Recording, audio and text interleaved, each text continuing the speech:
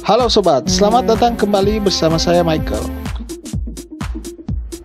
Pada video saya kali ini, saya ingin mengupas sebuah film tentang seorang paramedis yang sangat posesif dengan pacarnya. Karena sifat posesif dan toksiknya membuat pacarnya tidak betah dan kabur meninggalkannya. Namun ternyata, walaupun cacat, dia terus mengejar pacarnya dengan cara yang licik sekalipun.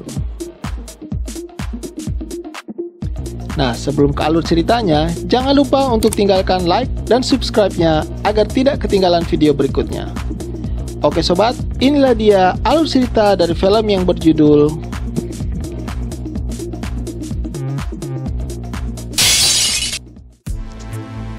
Film ini dibuka dengan scene tampak dua orang terluka parah dalam sebuah mobil dengan kondisi terbalik. Sepertinya di tempat itu baru saja terjadi sebuah kecelakaan lalu lintas. Sebuah ambulans datang dan menolong para korban. Angel yang adalah seorang paramedis dengan cekatan melakukan tugasnya. Scene selanjutnya berpindah pada sebuah kamar, tampak Angel sedang bercinta dengan pacarnya Fanny. Angel dan Fanny tinggal pada sebuah rumah susun yang ada di kota itu. Setiap malam Fanny harus pergi bekerja. Angel sendiri memiliki kebiasaan yang sedikit aneh, yakni suka mengoleksi barang-barang milik pasiennya. Tapi ada kalanya dia menjual barang tersebut jika memiliki nilai yang besar, seperti milik seorang nenek yang ditemukan meninggal di rumahnya. Suatu hari Angel tampak kesal setelah pulang dari tugasnya karena tanpa sengaja dia menginjak kotoran anjing milik tetangganya, si kakek Vicente. Selain suka mengeluh, pria ini juga memiliki sifat yang pencemburu. Dia sering curiga jika ada telepon atau pesan masuk di ponsel pacarnya. Bahkan suatu kali, dia pernah iseng-iseng memeriksa chat yang ada di ponselnya Fanny. Angel dan Fanny sendiri sangat berkeinginan untuk mempunyai anak. Namun sepertinya ada masalah dengan sistem reproduksi Angel. Dan hal itu terkadang mengganggu pikirannya. Setiap malam, Angel juga harus terganggu dengan gonggongan anjing kakek Vicente saat ditinggal pergi tuannya menjaga istrinya di rumah sakit.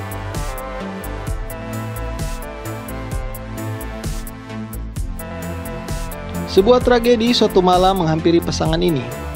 Saat sedang menunaikan tugasnya ketika hendak mengantar seorang pasien yang baru saja mengalami kecelakaan ke rumah sakit, mobil ambulans yang melaju kencang yang dikendarai Ricardo ditabrak oleh sebuah truk dari samping. Dan mobil itu pun terbalik. Kecelakaan tersebut menambah beban bagi Angel dan menjadi pukulan tersendiri karena dia menjadi lumpuh. Setiap hari kini dia harus menggunakan kursi roda untuk beraktivitas. Dan dengan kondisinya seperti itu, dia semakin takut kehilangan Fanny. Khawatir Fanny akan berselingkuh di belakangnya, Angel mulai berencana untuk meretas ponsel pacarnya itu agar dia bisa mengetahui semua yang dilakukan Fanny di luar sana. Suatu malam, saat Fanny hendak pergi bekerja, Angel meminta pacarnya itu untuk pergi membelikan es krim kesukaannya.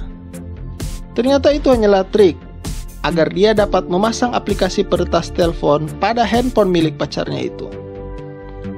Kini Angel dapat mendeteksi segala yang dilakukan Fanny setiap harinya. Dalam aktivitasnya setiap pagi, Angel harus melakukan terapi di rumah sakit untuk memulihkan fisiknya. Namun hal itu lambat laun membuatnya bosan dan jenuh. Dan terkadang dia melawan dengan apa yang diperintahkan instrukturnya. Angel mempersalahkan Ricardo sahabatnya dengan keadaannya yang sekarang. Baginya Ricardo tidak becus saat mengendarai ambulans sehingga kecelakaan itu terjadi. Ricardo sendiri kondisinya jauh lebih baik dibandingkan Angel. Dan dia hanya bisa meminta maaf. Kebiasaan toksik Angel makin menjadi-jadi saat suatu malam ketika dia mengabarkan soal kondisinya yang sudah jauh lebih baik, tapi Fanny meresponnya datar. Baginya Fanny tidak peduli dengannya. Fanny pun menjelaskan dia hanya sedang bingung karena mendapat tawaran kerja di tempat lain sesuai dengan bidangnya. Tapi itu tambah membuat Angel emosi. Tidak sampai di situ saja, saat Fanny sedang di tempat kerja, penyakit Angel kambuh, dia merintih kesakitan saat hendak tidur. Fanny pun HP-nya tidak aktif saat Angel mencoba menghubunginya. Angel lalu berupaya sendiri mencari obat penghilang rasa sakit yang ada di dapur. Syukur obat itu ada di situ. Setelah agak tenang, niat jahatnya muncul. Obat tersebut disimpannya di bawah tempat tidur, dan saat Vane pulang ke rumah, saat pagi hari, dia mempersalahkan Vane yang tidak becus mengurusnya dengan beralasan membiarkannya sendiri tanpa obat penghilang rasa sakit. Lelaki cacat ini sepertinya senang mencari masalah. Vane yang awalnya yakin bahwa dia meninggalkan obat itu di dalam lemari, akhirnya meminta maaf dan pergi mencari obat baru di apotek. Sungguh pacar yang tidak tahu diri menyusahkan orang.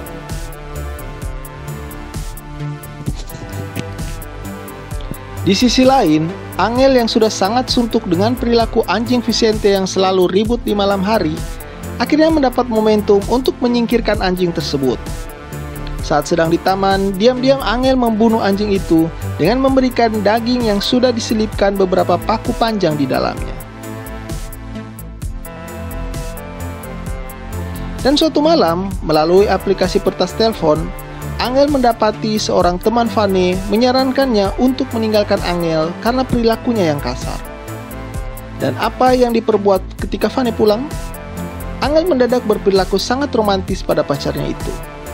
Dia mempersiapkan makan malam dilengkapi dengan lilin-lilin di atasnya.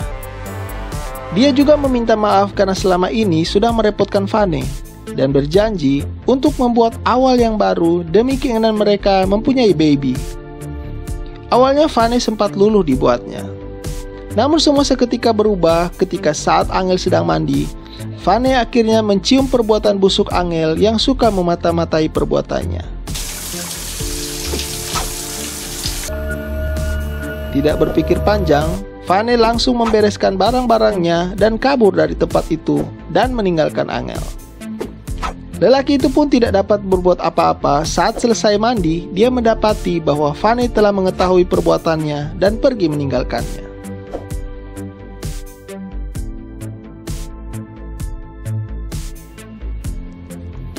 Beberapa bulan berselang, Angel yang harus melanjutkan kehidupannya tanpa kekasihnya Vane terlihat masih sulit untuk melupakan perempuan itu.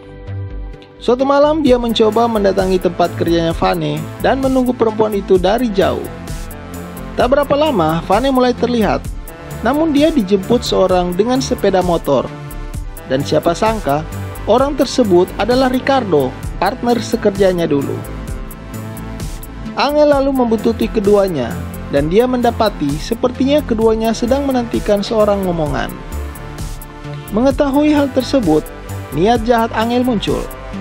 Dia lalu menemui seorang kenalannya di rumah sakit dan memintanya mengambilkan beberapa obat-obatan dengan berdalih obat-obat tersebut akan dikonsumsinya demi kesehatannya. Angel yang sepertinya sudah mengetahui jam-jam Vane keluar kantor nekat menemuinya. Melihat mantannya itu, Vane memintanya untuk pergi dan menjauhinya. Namun Angel meyakinkannya bahwa dia tidak bermaksud apa-apa. Dia hanya ingin sekedar ngobrol saja sebentar dan pamit pada Vane. Vane pun iba dan memberikan sedikit waktunya untuk Angel. Namun rasa iba Vane tersebut justru menjerumuskannya pada jebakan yang sudah diatur Angel dengan rapi. Angel melumpuhkan Vane dengan sebuah suntikan hingga membuat wanita itu pingsan. Besok harinya saat tersadar, Vane mendapati dirinya telah diikat Angel pada sebuah tempat tidur yang ada di kamar itu. Meskipun telah dibekap mulutnya, Vane berusaha berteriak minta pertolongan dan terus meronta-ronta. Tidak ingin mendapat masalah, Angel kemudian memutar musik sekeras-kerasnya agar suara Vane tidak sampai keluar kamar. Lelaki lumpuh ini kemudian membuang ponsel milik Vane ke sungai untuk menghilangkan jejak.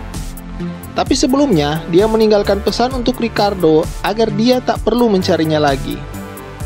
Saat kembali, Vane yang terus membuat kebisingan akhirnya kembali disuntik oleh Angel agar tenang. Kakek Vicente yang ternyata mendengar suara Vane kemudian mengetuk pintu kamar Angel untuk mengkonfirmasinya. Namun Angel mengelabuinya dengan mengatakan bahwa itu adalah suara wanita panggilan yang disewanya. They killed him. I'm sorry. I have to give an explanation, but... Ricardo yang merasa resah dengan menghilangnya Vane tiba-tiba coba menemui Angel. Namun semua sia-sia. Angel menghindarinya. Angel yang begitu mencintai Vane meski dengan cara yang salah, satu kali melayaninya dengan makan kerang bersama dengan anggur agar terkesan romantis. Namun tiba-tiba Vane mengambil botol anggur itu dan melayangkannya ke kepala Angel hingga berdarah. Vane yang telah dilumpuhkan kakinya oleh Angel selanjutnya berupaya kabur sambil berteriak minta tolong. Tapi pastinya usaha itu gagal karena kembali lagi Angel harus menyuntiknya. Bersama dengan itu, Vicente kembali mengetuk pintu itu dan mengancam Angel untuk lapor polisi. Kali ini dia yakin dengan apa yang didengarnya. Tidak ingin mendapat masalah besar, selanjutnya Angel mempersilahkan Vicente masuk dan mengeceknya di dalam. Bodohnya si kakek, dia masuk ke ruangan itu dan menemukan Vane di sana. Tapi kemudian Angel membunuhnya dengan beberapa tusukan di perutnya. Untuk menyingkirkan mayat Vicente, Angel langsung menghubungi seorang rekannya untuk membereskannya dengan sebuah imbalan. Suatu hari dua orang polisi menemui Angel untuk memberikan beberapa pertanyaan terkait menghilangnya Vane dan meninggalnya Ricardo. Iya benar, Ricardo sudah meninggal. Lelaki itu dibunuh Angel karena mantan rekan kerjanya itu terus mengganggunya di telepon terkait menghilangnya Vane. Bahkan Ricardo mengancam akan melaporkannya pada polisi. Angel yang licik membuat skenario seolah-olah temannya itu bunuh diri dengan meminum obat-obatan. Sayang sekali kedua polisi itu tidak memeriksa kamar yang ada di situ karena Vane ada di sana. Angel benar-benar sedang mempersiapkan kehidupan yang barunya kelak bersama Vane.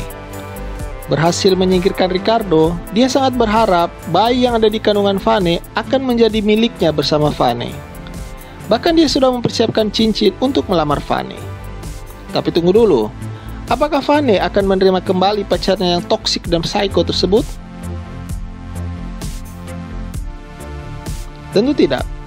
Saat di kamar mandi, Vane menyelipkan pisau lipat pada anusnya. Dan pada malam harinya, tubuh Vane menjadi demam. Khawatir, Angel lalu pergi ke apotik untuk membelikannya obat. Momen itulah digunakan Vane untuk mencoba kabur dari tempat tersebut.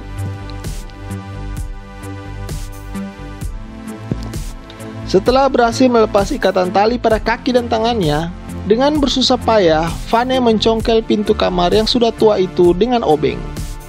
Dan dia berhasil. Namun saat dia sudah berada di depan lift, Angel kembali dan melihatnya. Panik dan ketakutan Vane melihat mantannya itu. Dia berusaha kabur dengan kondisi kaki yang masih lumpuh karena obat yang disuntikan Angel. Angel mengejarnya hingga membuat keduanya meluncur pada anak tangga. Angel terus berusaha meraih Vane. Wanita itu tidak tinggal diam. Dia melawan. Beruntung Vane berada pada posisi yang aman, sedangkan Angel tidak. Posisi tubuh Angel yang hendak jatuh ke lantai dasar menarik kaki Vane. Namun dengan cepat, Vane mengambil obeng yang ada di kantongnya dan menusukkan punggung dan tangan Angel. Lelaki toksik itu pun jatuh dan terkapar. Mau dibilang beruntung atau tidak, Angel masih selamat. Dia tidak meninggal, tapi tubuhnya mengalami kelumpuhan 98%. Pada scene akhir, terlihat Vane mendorong kursi Angel dan mengajaknya pulang. Entah apa yang akan diperbuat Vane pada Angel. Apakah mungkin dia akan balas dendam?